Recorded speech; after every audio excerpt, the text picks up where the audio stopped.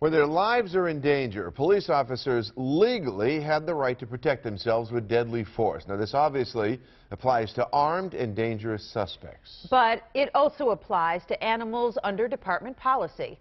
Buffalo police officers can fire their weapons at animals if they're attacked. Now, it's happening often in this city, more so than even some of the largest cities in the entire country.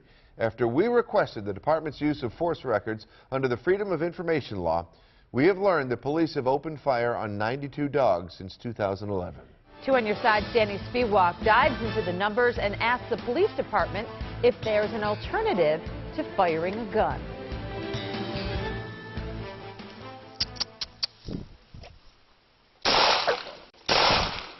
In Cleburne, Texas, they want justice for Maximus. I see him murdering my puppy, our family, our dog. In Commerce City, Colorado,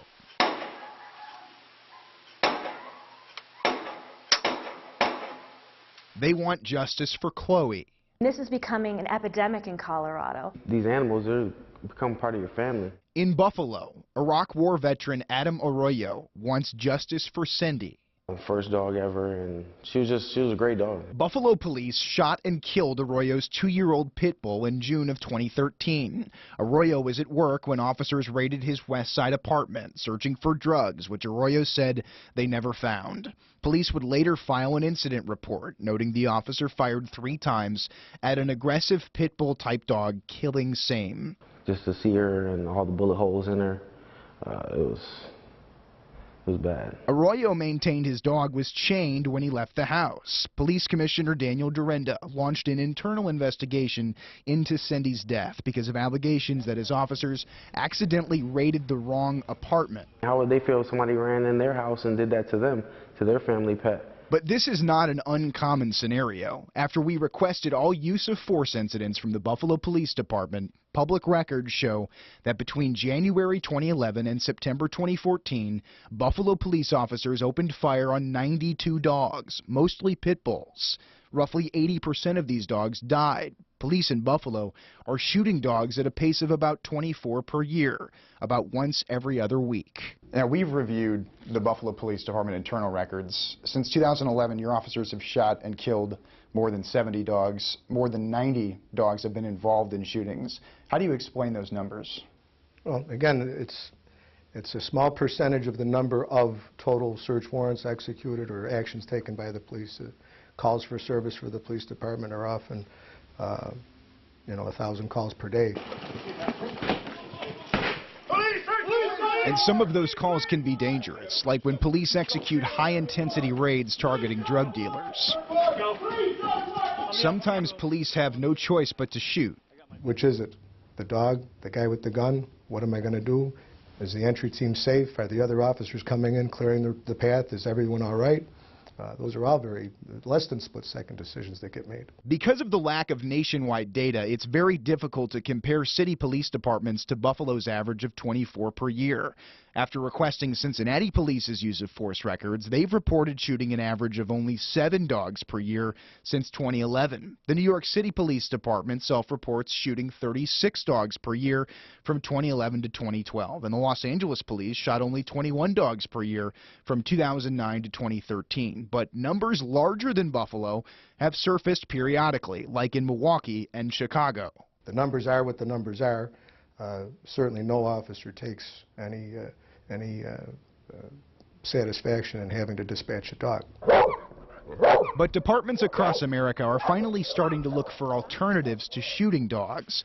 Even though a jury found this officer in Colorado not guilty after he shot and killed Chloe, this case, along with a few others in Colorado, led to a state law that officers must train for dog encounters. In Cleburne, Texas, the high-profile officer involved in the shooting of Maximus has led to department-wide training with the Combined Law Enforcement Associations of Texas. They'll be joined by a renowned former police officer named Jim Osorio, who brings a live dog to police departments all across the country as a part of his training.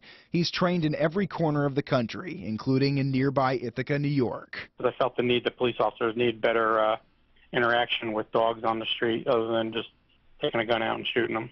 Buffalo Police Chief of Detectives Dennis Richards says officers train through a basic police course mandated by New York State. He says that's where they learn how to handle firearms, and it's also where they learn when it's appropriate to use deadly force in self-defense. Are they trained specifically dealing with dogs when they're, I mean, do they do courses where they have live animals coming at them, that kind of thing?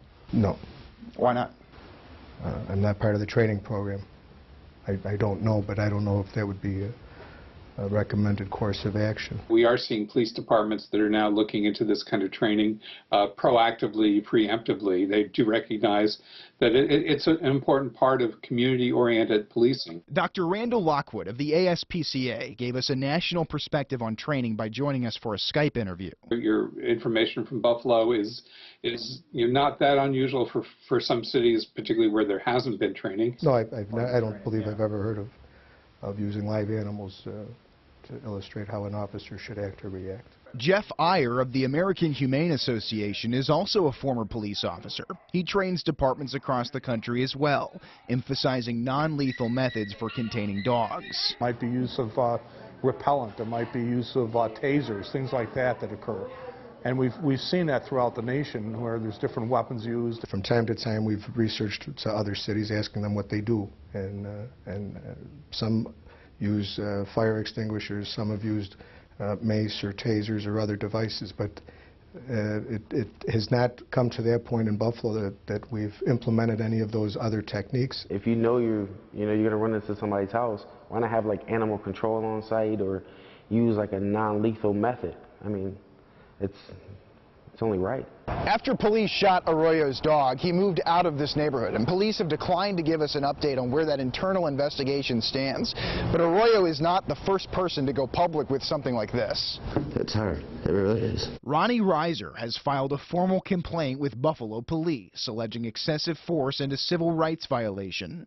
While assisting with a drug raid in West Seneca in July, Buffalo police shot and killed one-year-old Rocky. Heard the two shots. After the first shot, I heard the dog squeal. Once again, police described the pit bull as aggressive. In the complaint, Reiser says officers entered my home with a warrant looking for ecstasy, which he says was never found. Reiser says his dog was sleeping when police shot him, and he says police ended up only finding his roommate's small stash of marijuana. The dog was the happiest dog, just wanted to play, you know. Never hurt anyone, never would. One of the Buffalo police officers involved in the raid of Reiser's home also shot Arroyo's dog, Cindy.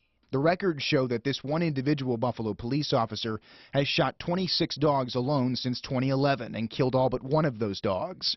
This particular officer killed as many dogs in 2011 and 2012 as the entire New York City Police Department. Chief Richards says some officers act as the lead on the entry team and might be in position more often to have to protect their fellow officers. Nobody it's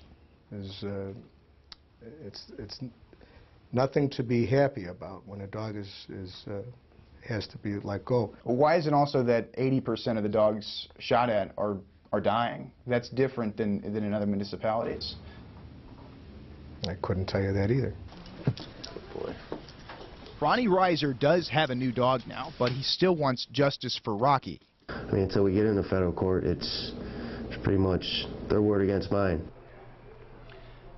As a comparison, we just mentioned New York City several times as having a very low number of police dog shootings, especially considering the size of the NYPD. And the ASPCA told us that New York City is one of their shining examples of what training can do for a department. The ASPCA does help provide training to local departments across the country, and they do that at no cost.